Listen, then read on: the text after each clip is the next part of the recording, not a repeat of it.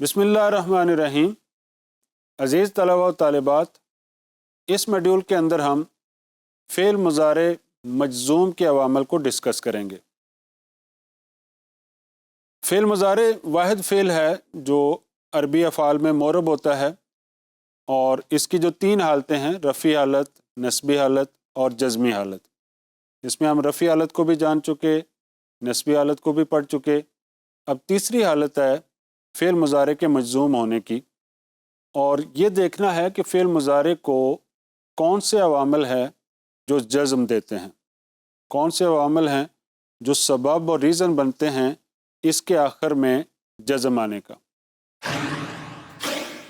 تو جو عوامل فعل مضارع کو جزم دیتے ہیں ان میں سے ایک ہے لم، دوسرا ہے لما، تیسرا ہے لام امر، اور چوتھا ہے لائے نہیں، اور پانچواں ہے کلمات مجازات۔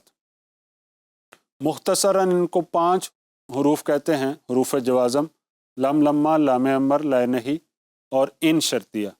تو ان شرطیہ کے ساتھ اور کلمات بھی ہیں جو فعل مضارع کو جزم دیتے ہیں، اس لیے ہم نے ان کا نام رکھا ہے کلمات مجازات، یعنی ایسے کلمات جو فعل مضارع پر داخل ہو کر شرط اور جزا کا معنی دیتے ہیں۔ تو یہ سارے کے سارے عوامل فعل مضارع پر داخل ہو کر اس کو جزم دیتے ہیں، لیکن یہ یاد رکھیے گا کہ پہلے 4 حروف یعنی لم، لما، لام امر اور لائے نہیں، یہ صرف ایک فعل مضارع کو جزم دیتے ہیں، جیسے لم یضرب یا لما یضرب یا لیضرب اور لا تضرب۔ اور جبکہ کلمات مجازات یہ 2 فعل مضارعوں کو جزم دیتے ہیں، یہ 2 فعل مضارع کے صیغوں پر داخل ہوتے ہیں اور ان دونوں پر جزم دیتے ہیں۔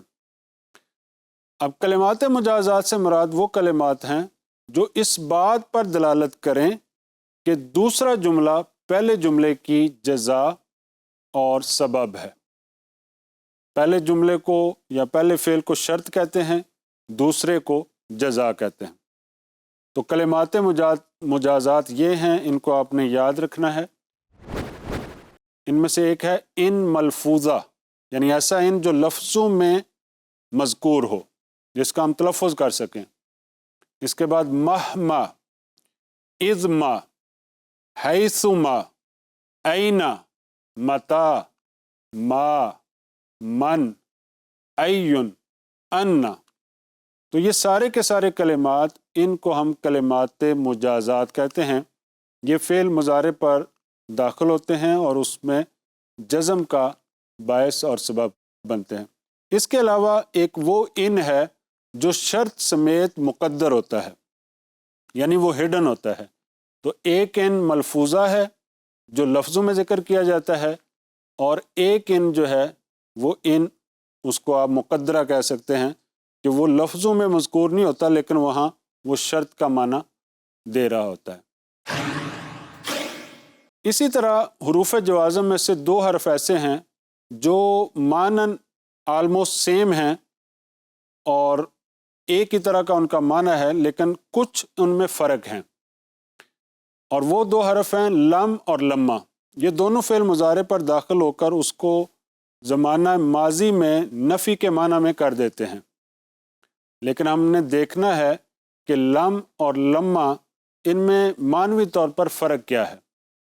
تو یہ دونوں فعل مضارع کو ماضی منفی کے معنی میں کر دیتے ہیں، لیکن لما میں بات کرنے کے زمانہ تک، یعنی زمانہ تکلم تک، اس فعل منفی یعنی جس پر لما داخل ہے کہ ثبوت کی امید ہوتی ہے، یعنی بات کرنے کے بعد اس کے کام کے ہونے کی امید ہوتی ہے، لیکن بات کرنے تک تمام زمانے کی کیا ہوتی ہے؟ نفی ہوتی ہے۔ جبکہ لم جو ہے یہ محض زمانہ ماضی کی نفی کے لیے آتا ہے اور کسی کام کی نفی کی خبر دیتا ہے، اور اس میں اس کام کے ہونے کی امید نہیں ہوتی۔ جبکہ لما میں جہاں نفی کا معنی آتا ہے، ماضی منفی کا معنی آتا ہے فعل مضارع سے، وہیں اس کام کے ہونے کی امید بھی ہوتی ہے۔ جیسے اس کو اس مثال سے سمجھے، قام الامیر لم یرکب، امیر کھڑا ہوا لیکن ابھی تک وہ سوار نہیں ہوا، ابھی تک وہ کھڑا ہی ہے، لیکن امید ہے میرے بات کرنے کے بعد وہ سوار ہو جائے۔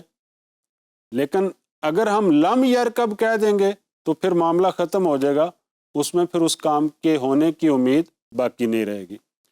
دوسرا فرق یہ ہے کہ جو لمہ جس فعل پر داخل ہوتا ہے اس کو کسی قرینہ کے پائے جانے کی وجہ سے حذف کرنا بھی جائز ہوتا ہے۔ قرینہ سے مراد ہے کوئی ایویڈنس ہے، کوئی دلیل ہے کہ ہمیں پتہ ہو کہ یہ فعل یہاں ہو سکتا ہے، تو ہم اس کے فعل کو حذف بھی کر سکتے ہیں، ایسا کرنا جائز ہے، جبکہ لم کے فعل کو ہم حذف نہیں کر سکتے۔ جیسے اس کی مثال ہے نادمہ زید ولما، زید شرمندہ ہوا لیکن اس کی شرمندگی نے اس کو فائدہ نہیں دیا، تو ہم نے لما کے بعد جو فعل تھا کہ لم ینفعہ الندم، یہ ذکر نہیں کیا، تو جسٹ ہم نے کہہ دیا کہ نادمہ زید ولما، اور لما کا جو مدخول فعل ہے جس پر لما نے داخل ہونا تھا اس کو ہم نے حذف کر دیا۔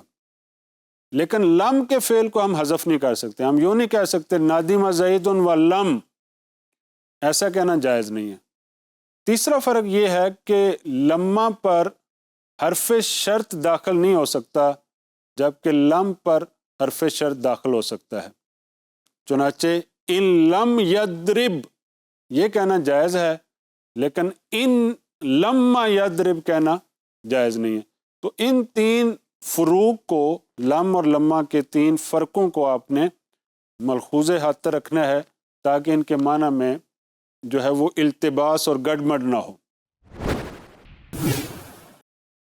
اب جو کلمات مجازات ہیں، یعنی جو دو فعل مضارع پر داخل ہوتے ہیں، ان کا عمل کیسے ہوتا ہے کہ کلمات مجازات دو جملوں پر داخل ہوتے ہیں، ان میں پہلا جملہ دوسرے جملے کے لیے سبب ہوتا ہے، پہلے جملے کو شرط اور دوسرے جملے کو جزا کہتے ہیں۔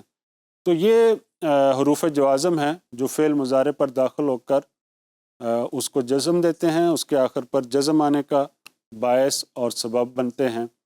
انہی کو فعل مضارع مجزوم کے عوامل بھی کہتے ہیں۔